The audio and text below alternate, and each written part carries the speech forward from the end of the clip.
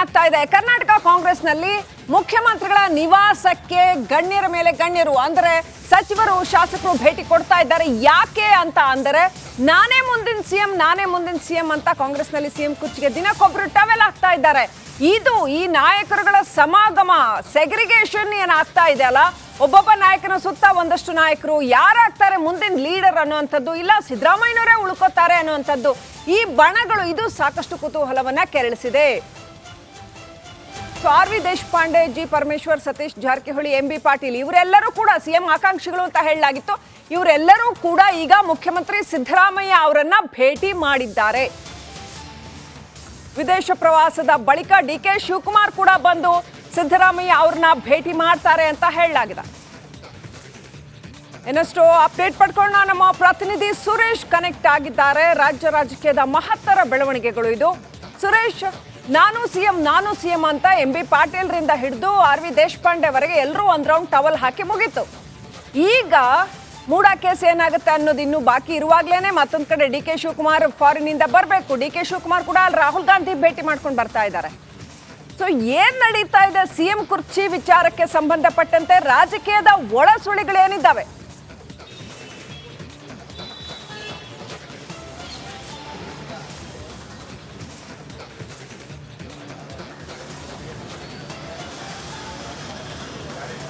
S Srilakshmi, ಏನು ಮುಖ್ಯಮಂತ್ರಿಗಳ ವಿರುದ್ಧದ ಮೂಡಾ ಕೇಸ್ ಏನಿತ್ತು, ರಾಜ್ಯಪಾಲರು ಪ್ರಾಸಿಕ್ಯೂಷನ್ಗೆ ಅನುಮತಿ ಕೊಟ್ಟಿದ್ದು, ಈ ಕೇಸ್ನ ತೀರ್ಪು ಕೂಡ ಸದ್ಯದಲ್ಲೇ ಬರ್ತಾ ಇರ್ತಕ್ಕಂಥದ್ದು. ಈ ಬೆನ್ನಲ್ಲೇನೆ ಸಹಜವಾಗಿ ಮುಖ್ಯಮಂತ್ರಿಗಳ ಸ್ಥಾನಕ್ಕೆ ಯಾರೆಲ್ಲ ಕಣ್ಣಿಟ್ಟಿದ್ರು ಆ ಎಲ್ಲ ಆಕಾಂಕ್ಷಿಗಳು ಕೂಡ ಇವತ್ತು ಪ್ರಮುಖವಾಗಿ ಆರ್ ವಿ ದೇಶಪಾಂಡೆ ಅವರು, ಎಂ ಬಿ ಪಾಟೀಲ್, ಸತೀಶ್ ಜಾರಕಿಹೊಳಿ ಸೇರಿದಂತೆ ಡಾಕ್ಟರ್ ಜಿ ಪರಮೇಶ್ವರ್, ಹಾಗೆಯೇ ಸಿಎಂ ಆಪ್ತ ಆದಂಥ ಜಮೀರ್ ಅಹಮದ್ ಖಾನ್ ಅವರು ಎಲ್ಲರೂ ಕೂಡ ಇವತ್ತು ಮುಖ್ಯಮಂತ್ರಿಗಳನ್ನ ಭೇಟಿಯಾಗಿ ಮಾತುಕತೆ ನಡೆಸಿರ್ತಕ್ಕಂಥದ್ದು, ಸಹಜವಾಗಿ ಕುತೂಹಲವನ್ನು ಮೂಡಿಸಿರ್ತಕ್ಕಂಥದ್ದು.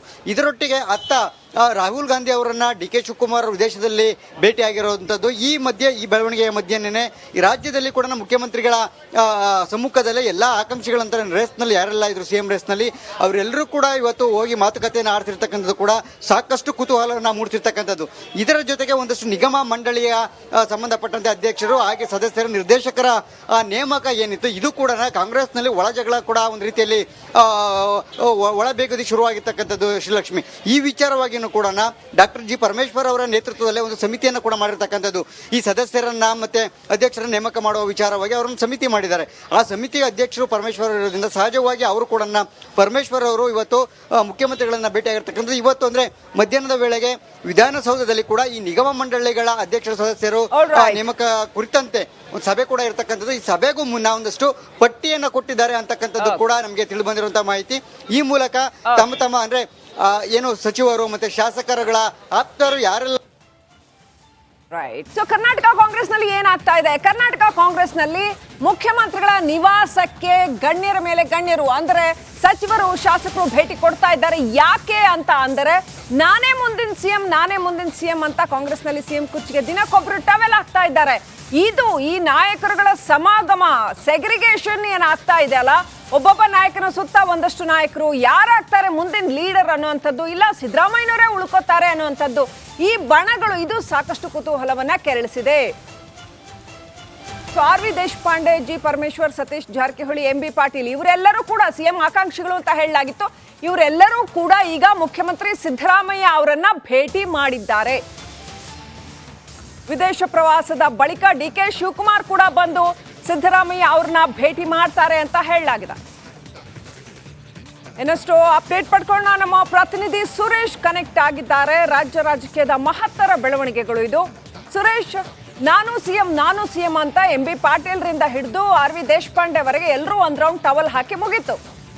ಈಗ ಮೂಡಾ ಕೇಸ್ ಏನಾಗುತ್ತೆ ಅನ್ನೋದು ಇನ್ನೂ ಬಾಕಿ ಇರುವಾಗ್ಲೇನೆ ಮತ್ತೊಂದ್ ಕಡೆ ಡಿ ಕೆ ಶಿವಕುಮಾರ್ ಫಾರಿನ್ ಇಂದ ಬರಬೇಕು. ಡಿ ಕೆ ಶಿವಕುಮಾರ್ ಕೂಡ ಅಲ್ಲಿ ರಾಹುಲ್ ಗಾಂಧಿ ಭೇಟಿ ಮಾಡ್ಕೊಂಡು ಬರ್ತಾ ಇದ್ದಾರೆ.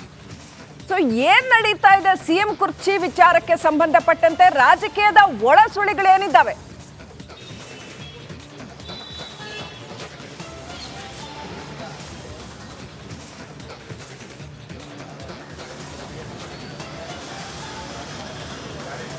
ಎಸ್ ಶ್ರೀಲಕ್ಷ್ಮಿ, ಏನು ಮುಖ್ಯಮಂತ್ರಿಗಳ ವಿರುದ್ಧದ ಮೂಡ ಕೇಸ್ ಏನಿತ್ತು ರಾಜ್ಯಪಾಲರು ಪ್ರಾಸಿಕ್ಯೂಷನ್ಗೆ ಅನುಮತಿ ಕೊಟ್ಟಿದ್ದು, ಈ ಕೇಸ್ನ ತೀರ್ಪು ಕೂಡ ಸದ್ಯದಲ್ಲೇ ಬರ್ತಾ ಇರ್ತಕ್ಕಂಥದ್ದು. ಈ ಬೆನ್ನಲ್ಲೇನೆ ಸಹಜವಾಗಿ ಮುಖ್ಯಮಂತ್ರಿಗಳ ಸ್ಥಾನಕ್ಕೆ ಯಾರೆಲ್ಲ ಕಣ್ಣಿಟ್ಟಿದ್ರು ಆ ಎಲ್ಲ ಆಕಾಂಕ್ಷಿಗಳು ಕೂಡ ಇವತ್ತು ಪ್ರಮುಖವಾಗಿ ಆರ್ ವಿ ದೇಶಪಾಂಡೆ ಅವರು, ಎಂ ಬಿ ಪಾಟೀಲ್, ಸತೀಶ್ ಜಾರಕಿಹೊಳಿ ಸೇರಿದಂತೆ ಡಾಕ್ಟರ್ ಜಿ ಪರಮೇಶ್ವರ್, ಹಾಗೆಯೇ CM ಆಪ್ತ ಆದಂಥ ಜಮೀರ್ ಅಹಮದ್ ಖಾನ್ ಅವರು ಎಲ್ಲರೂ ಕೂಡ ಇವತ್ತು ಮುಖ್ಯಮಂತ್ರಿಗಳನ್ನ ಭೇಟಿಯಾಗಿ ಮಾತುಕತೆ ನಡೆಸಿರ್ತಕ್ಕಂಥದ್ದು, ಸಹಜವಾಗಿ ಕುತೂಹಲವನ್ನು ಮೂಡಿಸಿರ್ತಕ್ಕಂಥದ್ದು.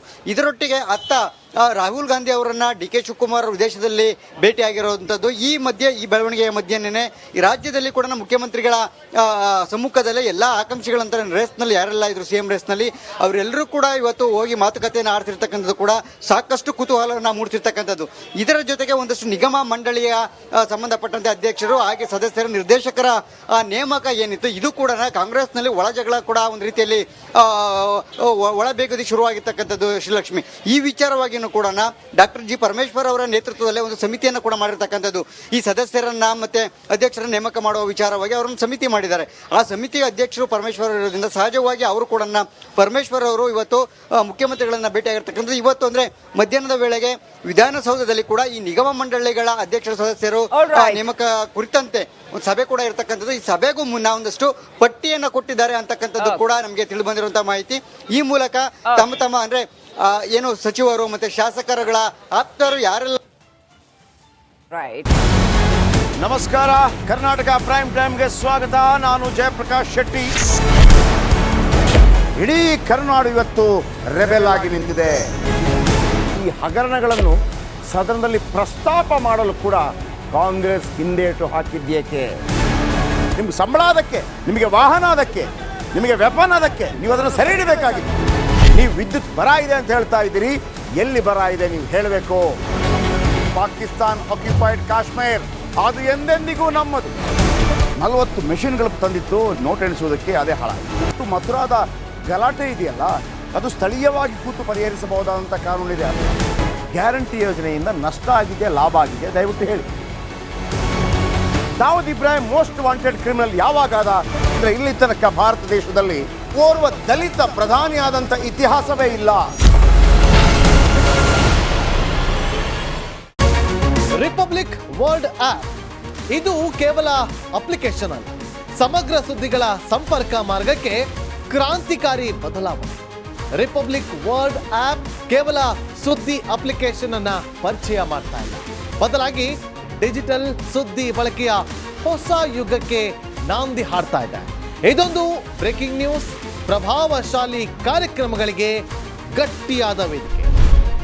ರಿಪಬ್ಲಿಕ್ ವರ್ಲ್ಡ್ ಅಪ್ಲಿಕೇಶನ್ ಈಗ ಲೈವ್ ಆಗಿದೆ. ಗೂಗಲ್ ಪ್ಲೇ ಸ್ಟೋರ್ ಮತ್ತು ಆಪಲ್ ಆಪ್ ಸ್ಟೋರ್ ಎರಡರಲ್ಲೂ ಲಭ್ಯವಿದೆ. ಈಗಲೇ ಡೌನ್ಲೋಡ್ ಮಾಡಿ.